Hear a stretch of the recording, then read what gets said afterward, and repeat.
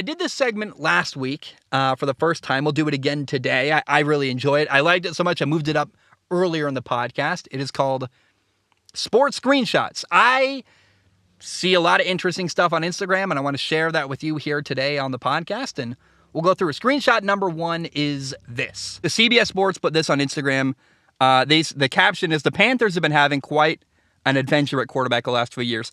Since 2019, these are the Panthers quarterbacks. They had Kyle Allen. He went 5-7. He got traded to Washington after that. Cam Newton went 0-2. He got released after the year and went to the Patriots. Then Will Grier also went 0-2. That's 2019. Then in 2020, they had Teddy Bridgewater. He went 4-11. He signed a $63 million deal before the year in Carolina. He got traded to Denver after just 1 year. So they have been trying for a while. Kyle Allen, they got rid of him. Cam Newton, Will Grier, they drafted him. He really didn't turn into anything. Teddy Bridgewater, gave him a big contract. He went 4-11 in 2020. They got rid of him. PJ Walker went 1-0. He also started one game in 2020. Last year in 2021, Sam Darnold, they traded 3 picks to the Jets to get Sam Darnold, and he went 4-7.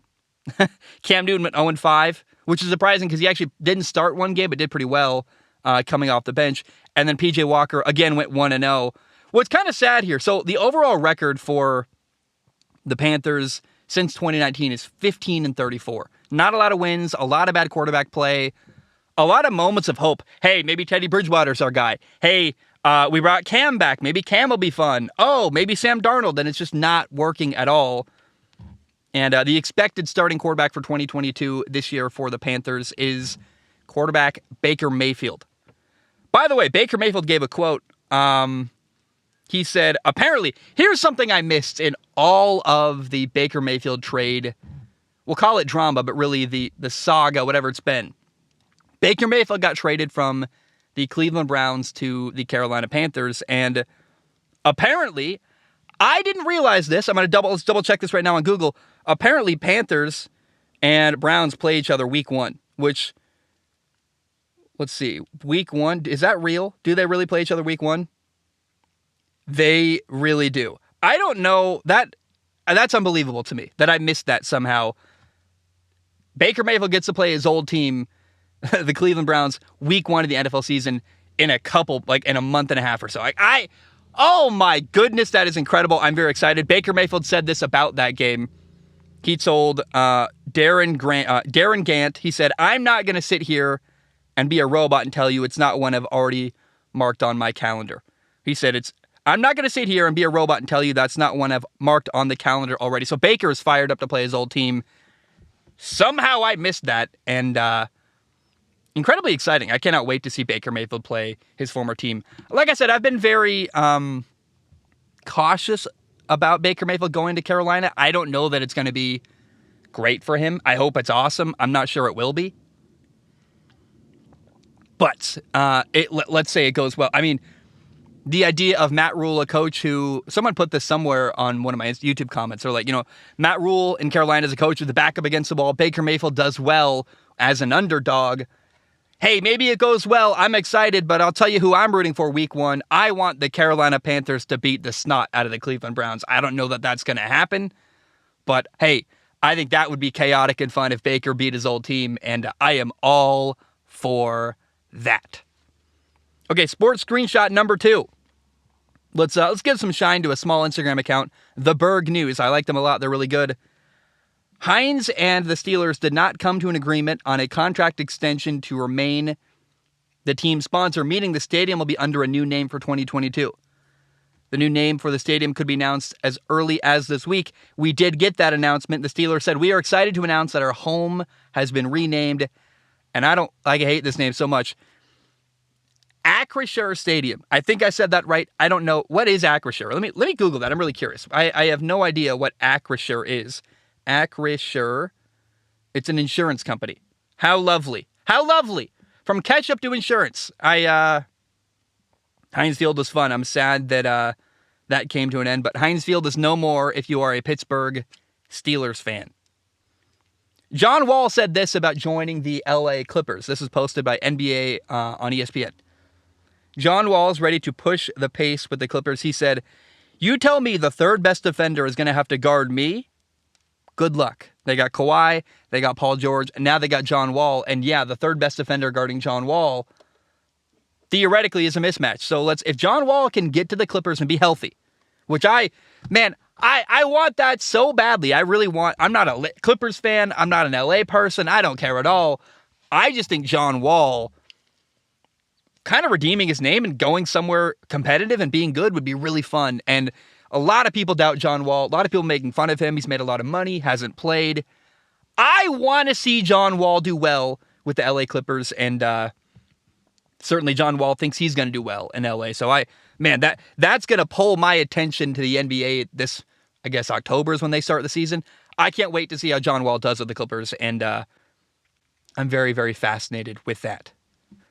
How about this? CBS Sports put this. The stat is a couple days old, but it's a good launching off point to talk about the Seattle Mariners. The Mariners are tied for a wild card playoff spot right now. At the time, they were 45 and 42. Baseball goes so quickly. It was posted 2 days ago. They're probably like 47 and 42 or 48 and 42. They're on like an 8-game winning streak or something. They got a doubleheader today in Washington. But here's the thing. Why is this significant? Seattle owns the longest playoff drought in any of the 4 major North American pro sports. The Mariners haven't been to the playoffs since 2001. This could be the year. This could be the year the Mariners make it back. And I'm living with a Mariners fan right now. I watched a little bit of the Mariners' first game of their doubleheader in Washington today. You know, I grew up a Mariners fan. Then I gave up on them. It was a brutal breakup. It was very painful for me. I'm not going to lie to you. I'm getting sucked back. I'm getting pulled back in. I think I'm going to go to a Mariners game. I have been watching them a little bit. It's kind of fun. Here, if you're maybe not a Mariners fan, most people don't give a crap about the Mariners at all. Here's something that is interesting. Whether you are a football fan, a basketball fan, a Formula One fan, a baseball fan, whatever got you here today. I think, honestly, my mother would be entertained by this video. Look up John Boy. Everyone knows John Boy if you're a baseball fan. John Boy breaking down the Mariners and the Angels fight the other day. They had a brawl, and it was, oh my goodness, I watched that this morning with my buddy Sean. What a hilarious, hilarious video, and I can't recommend that enough. Go look up, like I said, John Boy, Jomboy, John Boy, Angels, Mariners fight breakdown. You're going to see one of the most funny YouTube videos you've seen in a while. Very entertaining, very fun. Whether you like baseball or not, that's a great watch. And, dude, John Boy is doing the Lord's work. I love that guy so much. We've talked behind the scenes. Jimmy O'Brien is awesome. And, man, I just, nothing but love for them. Okay, here's a quote that I like. John Middlecoff put this on Instagram. John Middlecoff, I think, works with Colin Cowherd in some capacity. I don't know. He's a former scout. He actually does a lot of good work. I like what he says. But John Middlecoff put this on Instagram. It's a screenshot and a screenshot of himself. So it's like a double screenshot, and then I screenshot it. It's like a screenshot within a screenshot within a screenshot, like a screenception. I don't know. But the Seahawks have reportedly discussed trading for Jimmy Garoppolo, is the Sports Illustrated article that got posted. And John Middlecoff said this on Twitter and then put it on Instagram, which again, it's screenshot within a screenshot. He said, "My favorite reports are Team X has done their film evals on player X if he becomes available." What do you think scouting departments do? Write up Netflix shows? Study the crypto market? Every scouting department in the NFL had Jimmy graded 4 or 5 months ago. That is their job. So this is what he put on Instagram. Well, I get it. People like it. He's saying, I get why this kind of article gets put out there that, hey, the Seahawks apparently did research on trading for Jimmy Garoppolo. He says, I get it. People like seeing this stuff. Some of these stories sound way crazier than they are. Every team discusses every trade or signing. That's their job. That's what they do. Jimmy Buffett talks about investing at the office. Elon talks about space and suing Twitter. NFL GMs ask every day, should we sign or trade for this guy? It's what they do. So I love John Middlecoff. Let's give him a round of applause. Thank you for calling it like it is. Yeah, like I get it's interesting. People are like, oh, the Seahawks might get the 49ers quarterback, but you're making something out of nothing. It's a mountain out of a molehill.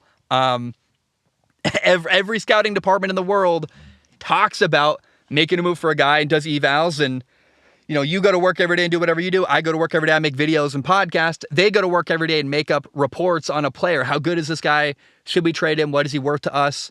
And that's kind of sounds like a fun job, by the way, making film analysis basically for NFL teams. But that idea is I really, I don't know. It's totally overblown when you see stories like that. And I really appreciated John Middlecoff calling it like it is. He actually put me on his Instagram story. Pretty cool. I think I got more followers than the guy. Hey, that's amazing. I got more followers on Instagram than John Middlecoff. How did that happen? Okay. Hell yeah. I love it. Here's the story of the week. I abso-freaking-lutely love this story. This is one made me laugh, made me cry, gave me a lot of good times and feelings all around. We'll start with a screenshot. NFL memes. We'll explain what this means in a moment. Zach Wilson getting ready for his mom's book club, and it's Zach Wilson with a nice suit on, looking in the mirror like kind of debonair. And the caption says, Zach Wilson throwing bombs and effing moms. So if you don't know, Zach Wilson's ex accused him of sleeping with his mom's best friend. They broke up. She's actually dating now Dax Milne, the former BYU receiver who plays for Washington. It's fun drama. Zach Wilson dumped her. They broke up or something. She's now dating his former roommate and wide receiver. She got called a homie hopper, and then she was like, well, Zach Wilson had a relationship with his mom's best friend. And I don't know. None of that's good, really, necessarily. It is kind of funny that the Mormon guys, they like refuse to touch caffeine, but they'll do stuff like that. I don't know. That's pretty funny to me. But as a fan of older women, me, Zach Schaumler, like one of my last relationships in Hawaii was with a, dare I say this? One of my most recent, we'll call it a relationship, was with a 48-year-old ballet teacher, right? Like I'm all for the older women. I love that. And this story made me laugh really, really hard. And I don't know, man. It's pretty funny. And there's a great quote. So Zach Wilson got accused of cheating with his mom's best friend. And he's got a tweet out there because he played for the BYU Cougars, which is even more hilarious. And he's like, Cougar Nation, all in all caps. And someone put it out there. This did not age well for Zach Wilson. It's one of my favorite stories in a long time. I recently started dating again, and I told my parents, like, hey, just so you know, the next one's going to be like 10 years older than me. That's my age range. I just is what it is, and I'm going to bring one home finally. And I don't know, the Zach Wilson, it could be not even true. Like, let's acknowledge it's a rumor. Maybe it didn't happen, although his mom appears to be accidentally confirming it over and over again on social media. By the way, Zach Wilson's mother is a train wreck of a woman. I cannot believe, if I was him, I'd be like, Mom, shut the hell up. You are making me look bad by posting all this crap on social media. Please stop talking. And it'll be interesting as the world continues to, I guess as athletes get younger and younger, or as I get older, maybe as the world goes on, whatever that means. We're seeing athletes that grew up with social media now in pro sports, and also their parents have social media more and more and more. And so like 10 years from now, it'll be my generation having kids and their kids starting to become notorious in pro sports and whatever. And it'll be really, really interesting when like my generation's kids are in the NFL and they've had social media for years, and you're like, can you believe what blah, blah, blah's mom said? It's like, yeah, she's had Instagram since she was in 7th grade. Like, I don't know. It's a hilarious thing to think about, but it does appear like Zach Wilson actually did sleep with his mom's best friend. Is that my business? Is that the sports world's business? Is that even worth talking about on a sports podcast? I think it's funny, so I'm all for it. Here's the next screenshot is about, we got one more on the Zach Wilson thing, actually. NFL Memes put this out there. They also made a pretty clever tight end joke. They said, if the Zach Wilson rumors are true, it'll be the first time the Jets have scored over 40 since 2018. Yes! I love it. It's so funny to me. The Zach Wilson story just made my heart smile. Just because it's funny. It's very humorous, and you don't see a lot of those stories running around out there, and I honestly think this one's probably true, and that's even more funny. Is cheating good? No, but I don't know. It's a disaster, but I'm going to try to find entertainment where I can. It's the offseason. I got nothing else to talk about. CBS Sports put this on Instagram. The longest streak of consecutive games with a passing touchdown, Kirk Cousins holds that right now. He's got 30 games in a row with a passing touchdown, followed by Matthew Stafford, 22 games, Justin Herbert, 21 games, and Patrick Mahomes and Dak Prescott both have 8. That's including the postseason, by the way. Kirk Cousins, 30 straight games in a row with a passing touchdown. Here's what I want to say about this. It's a jumping off point to talk about the Vikings. They're getting Kevin O'Connell, a new offensive-minded head coach. You got Dalvin Cook, an awesome running back. 2 stud receivers, Adam Thielen and Justin Jefferson. And I don't know that Kirk Cousins has ever really been fully unleashed in his career. I'm excited here. I think there is a lot of potential here for Kirk Cousins to turn some heads and surprise a lot of people. And the Vikings offense, I think, could be really, really potent this fall. And so much so that if the Packers falter a little bit, if it takes a while for Aaron Rodgers to get used to not having Devontae Adams, he's got that young running back, Christian Watson. If it takes them a while to get going, if the Packers have a slow start and the Vikings can take off early with a high-powered offense, it's possible the Vikings win that division. Like, it's not out of the realm of possibility, and I am personally very, very, very excited about watching Kirk Cousins and the Vikings offense this fall. How about this for a crazy number? NFL Research put this out there. In Justin Herbert's first 2 years in the NFL, he's got 9,350 passing yards. That's the most in NFL history. He's got 69 nice passing touchdowns. That's the most in NFL history in your first 2 years. And he's got 17 300 or more passing yard games. That's the most in NFL history.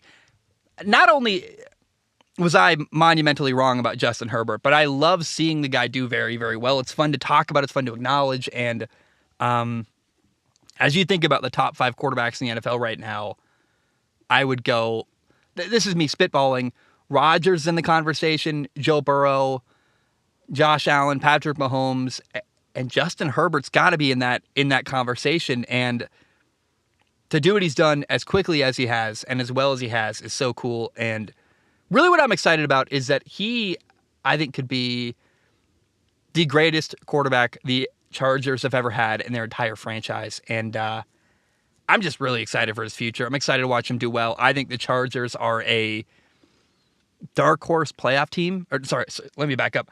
Yes, a playoff team. I think a dark horse Super Bowl team. And I don't know. Like, here's a fun Super Bowl that would surprise a lot of people. This is going to sound insane. I apologize in advance. LA versus Minnesota. Justin Herbert against Kirk Cousins. 2 high-powered offenses. I think the thing that people are forgetting is how good that the Chargers defense is. And Justin Herbert, man, is just incredible. And I think a lot of people are, to me, they're my favorite to win that division, the AFC West. It's going to be a bloodbath. No one really knows what's going to happen. But a lot of eyes are on Denver or Kansas City. A lot of people are overlooking LA. And I think that, man, the Chargers are just going to be a force to be reckoned with this fall. And I'm very, very hopeful and excited to watch them. All right. Last one today. We got to give... do I have another person? Okay. I almost talked about your man, Adam Schefter. I like, if I'm going to share a screenshot, I want to uplift someone else if I can. I don't know how to say this last name. Ari Myrov at My Sports Update on Twitter said that the Texans have unveiled a new battle red helmet that will be worn during the 2022 season. They will wear this helmet when they play the Eagles in Week 9 on Thursday Night Football. A friend of mine sent me a text. He said, you might know some people who are Texans fans.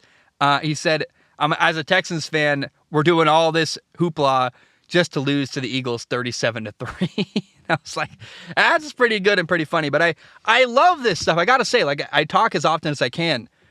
This battle red helmet, it's Houston's, this is odd but true, by the way, Houston's new battle red helmet will mark the first time Houston has worn a helmet other than their traditional blue look ever. They're getting an alternate helmet for the first time. I want more and more teams to do this. Alternate helmets, alternate uniforms.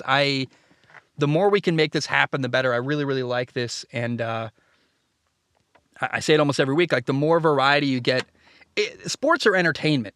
I want to see cool stuff, flashy stuff, and fun stuff. And the more we can do that kind of stuff in the sports world, the better. And I just, especially football, man. Like, I watch football to be entertained. I want crazy jerseys, cool helmets. I want fun stuff. And I want more and more of that kind of thing to go on throughout the NFL.